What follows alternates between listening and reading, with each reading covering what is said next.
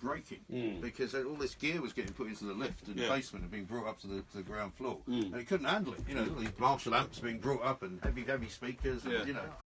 Our backs are all broken from that. That's right. The gear now, you know, nothing. You pick it up with 2 fingers. Yeah, well, you do everything on a laptop now, don't you? Absolutely. But what can? Because I'll ask you some more about how the band has changed over the years. But what would you like to sing? Okay, well, what for we'll us? sing for you first is this song I spoke to you about earlier on, which I wrote with another very famous songwriter, Pete Ganderster, who wrote it with Alison Moyet. Okay. The beautiful Kirsty MacColl. Oh, yes. And you know, wrote some beautiful hit tunes, and he was always very good to me.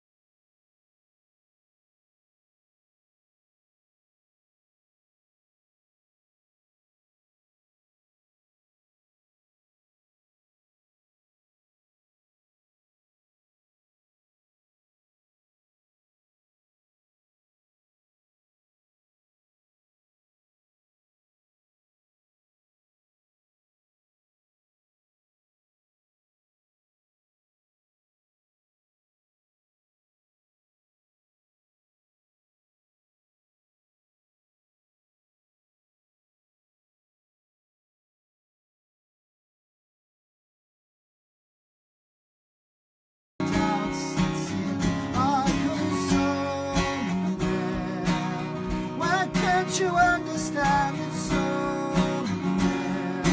Somebody knows my name. Here I am, my back against the wall, no further left to fall. And if I can't stand, then at least if I can crawl, well, I know that I won't forget. Somebody knows my name. Somebody somewhere. Somebody knows my name. Somebody knows somebody somebody knows my name. That was very good. Beautiful. Thank you very much nice. indeed. That was lovely. A lovely rendition. Why And is that why your? not give me a round of applause? Well, no, but I think it's because I think that it doesn't need one. You know, it's obvious. And is that your staple song? I mean, every time you do a concert, is that the one you close with, or? Yeah, we would. Yeah. Yeah. But that just happened to be a song we recorded in the back garden of our house, Yeah. and we just put it out on Irish radio. Just loved it. They just Yeah. loved it, you know, because it was just a 12-string and a 6, and it was beautiful. recorded well, and it was, you know. Just And do you find that a lot of the most simple songs really are the ones that kind of Well, resonate it was with written in people? London. It was written on a tube in London. Very, very, very like the journey we had, you know, from the airport tonight. I was just looking out the window, going, you know, you see people everywhere, more prevalent now. Here, I know here in London a lot, but even in Dublin, and more prevalent than it was before. You know, there's people sleeping on the streets. Yeah. And, Yeah. you know, they're not nobodies. No, of course absolutely not. right. Now, talking about the way the band has kind of metamorphosized, I suppose, over time, you've had different Metamorphosis. Yeah. Metamorphosis. Yeah. Yeah, it's a good film, that. Absolutely. Yeah. Yeah. We're going to talk about that in a minute, but I mean, it's quite difficult, isn't it, to keep the you know, it's a bit like if you look at, I don't know what sort of bands have changed over the years, but something like the Grateful Dead or something, where they kind of have people coming in and out. Is it hard to keep the core of the band It doesn't together? sound like the Because- Grateful Dead to me. I didn't say they sounded like the Grateful Dead. No, what are you talking about then? I mean, what you know about the Grateful Dead? Tune in a few minutes when the two mics are finished their argument. Yeah. We're just going to have a cup of coffee here. Yeah. Yeah, so try not to argue with me while we've got guests in. He's a very cruel and unusual person. No, Anyway. He's talking gibberish, don't Yeah. we? Anyway, come on. But no, seriously, I mean, it must be difficult to just bring you. I mean, you see films about it. I mean, one of my favourite films I saw recently was Killing Bono, right? And I know that you know Bono, but the Killing Bono film is sort of classic experience for an awful lot of people in the music business. They get into a band, but they get kicked out. They fall out with somebody. The band then goes on to be more successful. You know, it's hard to keep the thing going, isn't it? This happened in the 21 years, wasn't it? Everybody showed up, didn't they? Right. And we brought everybody on, and the whole thing was about So like so how many people have actually been in the band then? Probably about 8 or 9. Okay. Really? Oh, that's not too bad in 21 years. That's pretty good. I see that Electric Light Orchestra, for instance, are doing Wembley, and it says Jeff Lynne's Electric Light Orchestra now, because he's had so many band members over the years. Right. People Well, got to that was remember. always the case. Sure.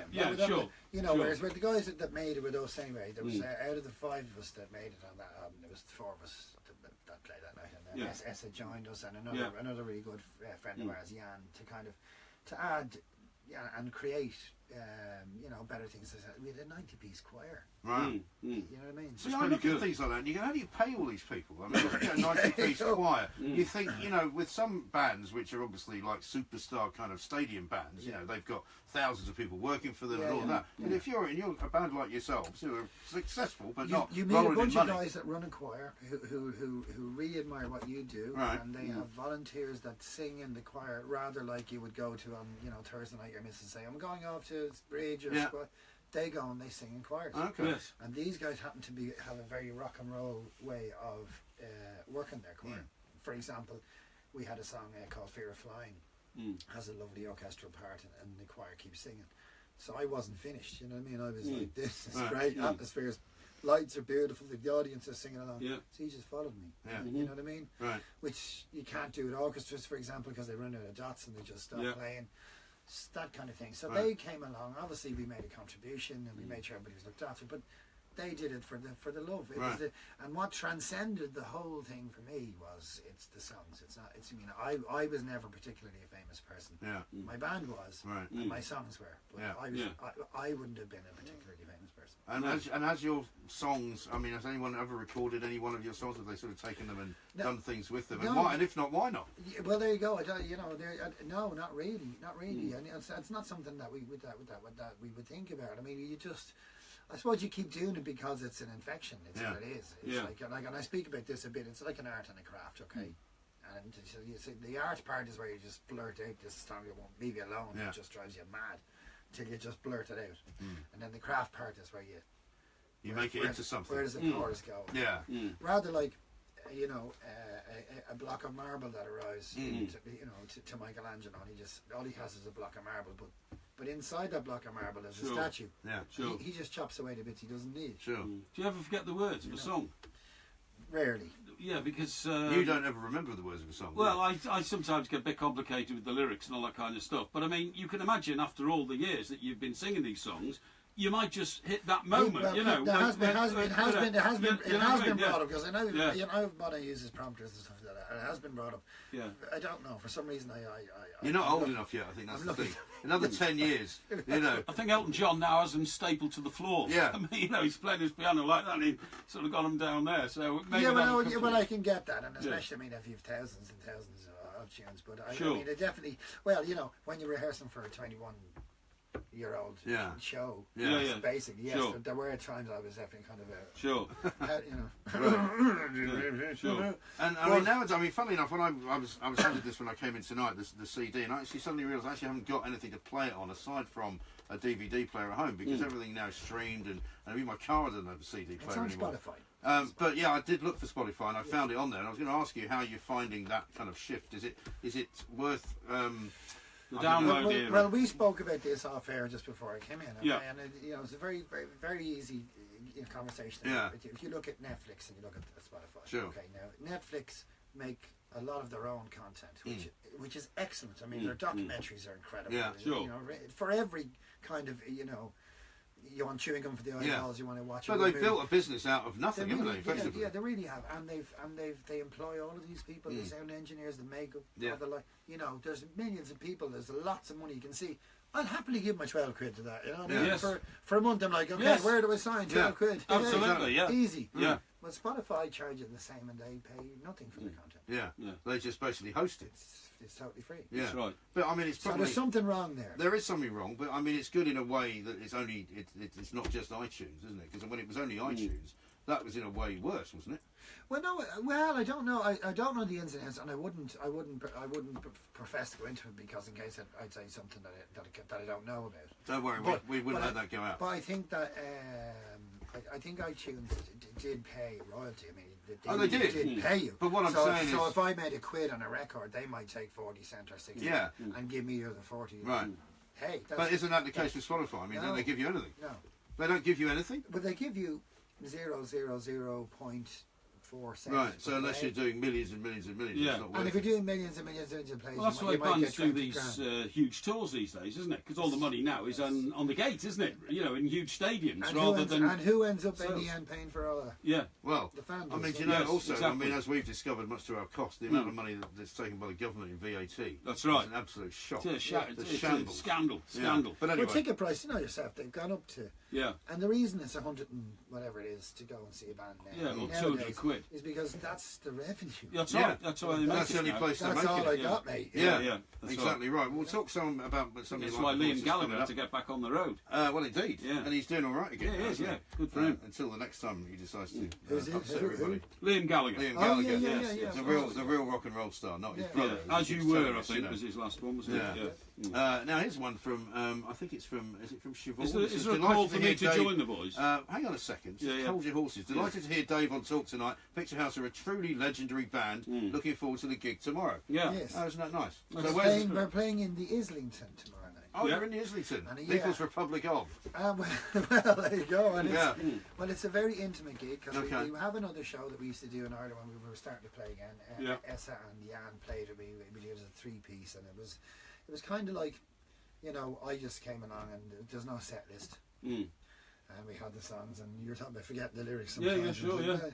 You know, and people would shout up songs, and of course, I just let them keep shouting until they shout when I die. So that's right. You know what I mean? It's the oldest trick in the book. All right, I'll do a medley of all of those shortly. There's another one. And make sure they drink a lot. Yeah, well, that's it. Yeah. But funny you should mention that because these gigs were dry. We did them in a church, an old church in Stephen's Green in Dublin. Okay. Only had 200 Stephen's Green, yeah. Used to stay there. And they sold out.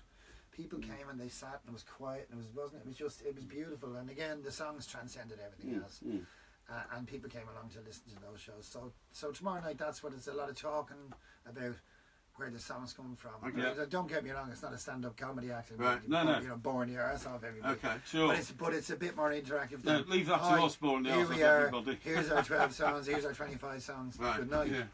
You know what I mean? Yeah. So it's a bit more interactive than that. It's a different kind of show, but it's a show that we genuinely have fallen in love with doing because of it. Okay. Yeah, great. Well, we know about that. As Mike said, we did a 48-seater, didn't we? Yeah, we did. Yeah. But and you're very close to the crowd. But sometimes they are like the best. They're great. They're terrific. And afterwards as well, you got real interaction with those people who come to see you. You do. It's a very close bond between those and you. And that does transcend. It does. It does transcend the odd time because it does. I remember we supported some major acts as over the years. I mean, I played Wembley Arena, for example, 11 nights in a row, to the point where the security who was that for? Hello lads, you know, they kind of, all right, Martin. Who were you supporting there? We did. I think we did 8 nights at the Cores and the rest with Meatloaf. Okay. Oh yeah, of course. So you know, we did a great time there at Wembley. But so, for example, I would bring that intimacy back. But this was all these years ago before the mobile phones. So I had one of these cameras with it. You know, you wind them around to. I remember those. Yeah, that's right. Yeah. These, right. That you never got developed. The throwaway cameras. And you threw them away with the pictures. Nobody that's right. They're still in the drawer. Anyway, you'd hold up a camera in front of a mic, and there's whatever. I think Wembley held at the time. Probably 40,000 or something. No, that's the arena. The arena held like 17 or something. 17, yeah, that's right. So you'd hold up the camera, and you go, okay, sorry, but there I didn't get it, and you'd hear the audience.